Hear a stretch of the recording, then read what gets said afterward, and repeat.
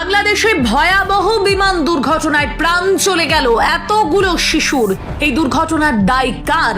2025-এ দাঁড়িয়েও ক্লোন যুদ্ধ বিমান দিয়ে প্রশিক্ষণ, যেখানে বিশ্ব ঘুরছে drone, hypersonic missile, stealth fighter আর এআই চালিত কমব্যাট সিস্টেমের উপর। আর বাংলাদেশ এখনো আকাশে ওড়াচ্ছে চীনের তৈরি ক্লোন যুদ্ধ বিমান। बांग्लादेश भी अब 4th 5th जनरेशन के जो फाइटर जेट है वो लेना शुरू हो चुका है।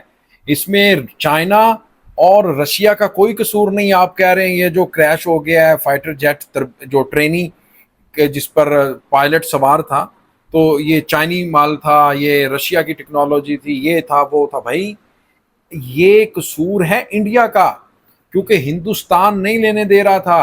बांग्लादेश जब कोई डील करने के लिए जाता था, ये राफेल की, इसी तरह टाइफोन की, फाइटर जेट की, तो फौरी जो मोदी था वो शेख हसीना को रोक देता था, कहता था खबरदार अगर आपने ये डील की राफेल की या किसी और फाइटर जेट की या टाइफोन की, यानी इसका जो जिम्मेदार है वो चाइना नहीं है, इसका जिम्मेदार खुद हिंदुस्तान है। लेकिन अब बांग्लादेश में जैसी हुकूमत चेंज हो चुकी है, अब बांग्लादेश ने 5th जनरेशन 4th जनरेशन के जो फाइटर जेट हैं वो लेना शुरू कर दिए हैं।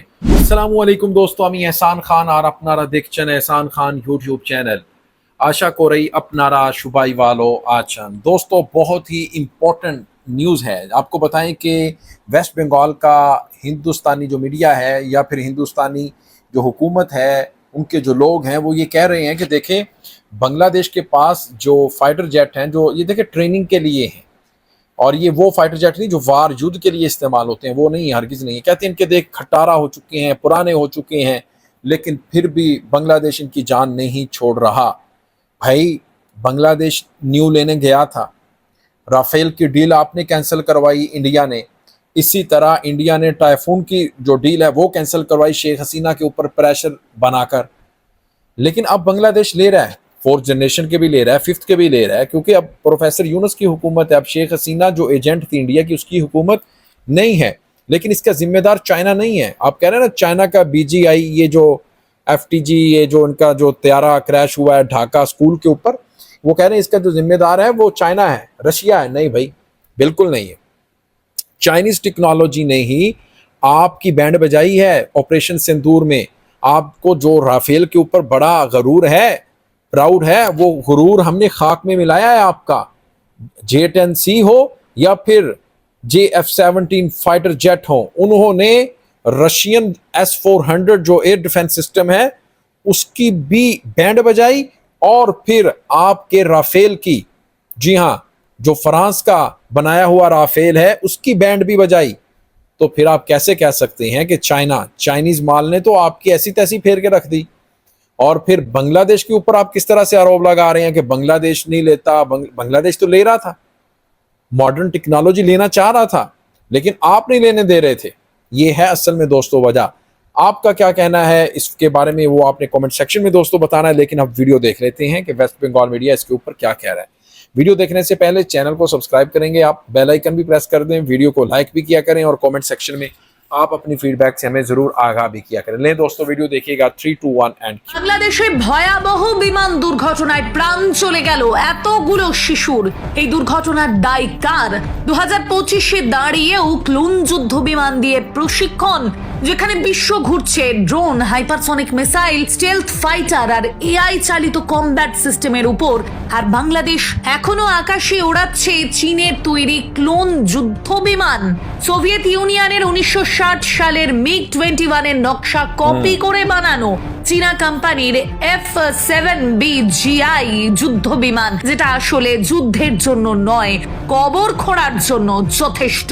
আর এই বিমানেরই একটি ধ্বংস হয়ে ঝাঁপিয়ে পড়ল ঢাকার উত্তরার এক স্কুলের উপর। মৃত্যু হলো 19 জনের, শিশু শিক্ষক আর সেই পাইলট যার কপালে প্রশিক্ষণ ফ্লাইট লেখা ছিল। প্রশ্ন হচ্ছে, এই 2025 সালে এসে বাংলাদেশ কাকে ভয় দেখাচ্ছে? কোন শত্রুর আকাশে এই ক্লোন যন্ত্র ওড়াতে চাইছে?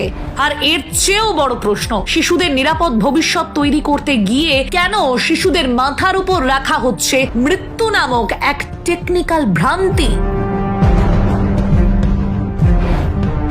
F7BGI চীনের চেংড়ু তৈরি একটি বাজে কম্পাইলড কপি। MiG-21 ছিল 1959 সালের সোভিয়েত যুদ্ধ বিমান। চীন সেটি নকল করে বানালো F7 আর বাংলাদেশ কিনলো তারই এক সংস্করণ BGI অর্থাৎ বাংলাদেশ গ্লাস ককপিট ইমপ্রুভড, যা বাংলাদেশ বিমান বাহিনীর জন্য তৈরি করা হয়েছিল।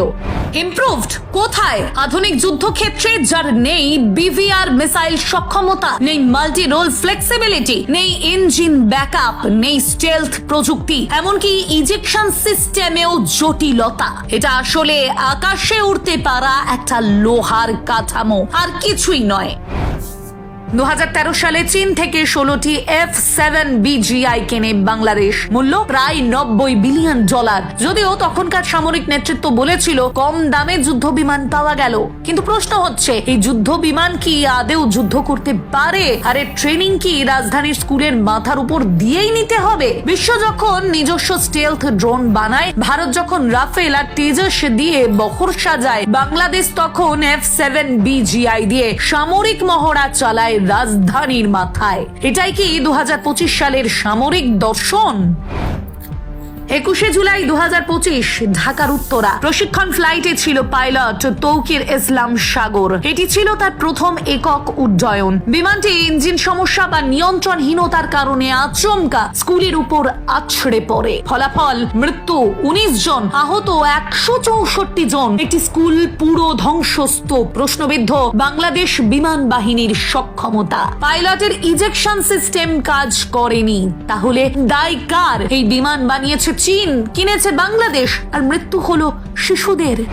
तो दोस्तों, आपने ये वीडियो देखी है किस तरह से जनाब जो वेस्ट बंगाल का मीडिया है वो बांग्लादेश को कह रहा है कि भाई इसका जो जिम्मेदार है वो चाइना है। चाइना से पूछें आप, इसका जिम्मेदार रशिया है क्योंकि टेक्नोलॉजी रशिया की है। तो भाई मैं तो कहता हूँ कि इसका जिम्मेदार हिंदुस्तान है, क्योंकि हिंदुस्तान जब शेख हसीना की हुकूमत थी वो उसकी एजेंट थी, वो उसकी कठपुतली थी। वो लेने की अगर कोई कोशिश करती थी तो वो उनको फ़ोन करते थे दिल्ली से, भाई ये डील को कैंसिल कर दो, हमें ये बिल्कुल भी पसंद नहीं है। तो शेख हसीना कहती थी ठीक है मेरे आका, ठीक है मेरे जानम सनम, हम ये डील नहीं करेंगे। तो ये तो होता रहा है तब, लेकिन अब बांग्लादेश ले भी रहा है, अब बांग्लादेश डील भी कर रहा है। अब बांग्लादेश के पास इंशाल्लाह बहुत जल्द 5th जनरेशन के राफेल का मुकाबला करने के लिए आएंगे, क्योंकि राफेल को JF-17 जैसे पाकिस्तानी जो फाइटर जेट है उन्होंने उनको गिराया है। यानी रशिया की जो टेक्नोलॉजी थी उसकी, रूस उसकी, फ्रांस की, रशिया का तो वो एयर डिफेंस सिस्टम था ना, उसको पाकिस्तान ने नकारा किया, और S-400 को, फिर इसी तरह वो क्या कहते हैं कि राफेल को गिराया। मेरे ख्याल में अब बांग्लादेश आपसे भी तगड़ी, आपकी टक्कर की टेक्नोलॉजी लेने जा रहा है। तो दोस्तों, आपका क्या कहना है? कितना आप एग्री करते हैं मेरे पॉइंट ऑफ व्यू से, कितना डिसएग्री करते हैं, वो आपने कमेंट सेक्शन में बताना है। मिलेंगे आपसे नेक्स्ट वीडियो में, तब तक के लिए अल्लाह हाफिज़।